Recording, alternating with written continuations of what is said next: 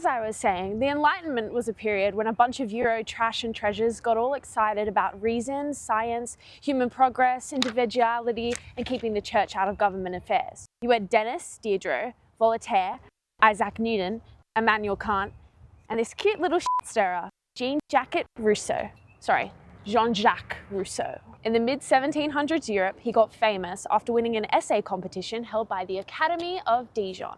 They asked entrants to write an answer to the question, which in essence asked, as we get smarter in the sciences and arts, do we also become better people?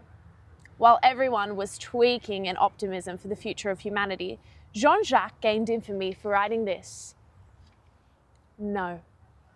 In fact, he didn't just say no, he argued our progress had actually taken us backwards, morally speaking. Rousseau believed that with the development of civilizations, humans create more things that they want, but don't actually need.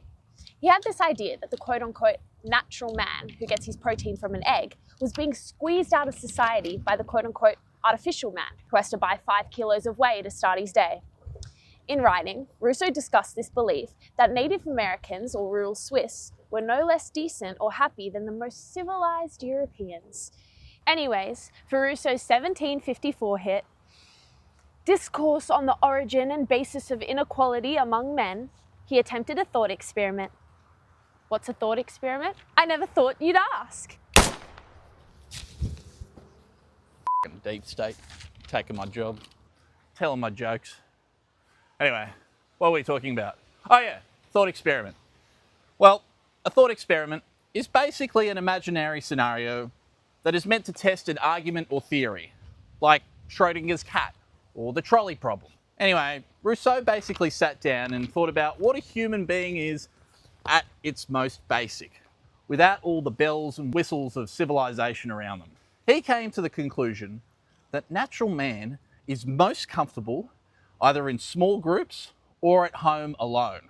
Rousseau proposed that when there's few others around, issues like envy, greed, and all that nasty business, it doesn't come up as much. But then, why do we have a society?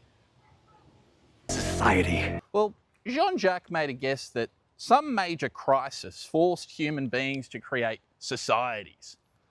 While this solved some of humanity's woes, Rousseau believed it created an even bigger man-made problem called inequality.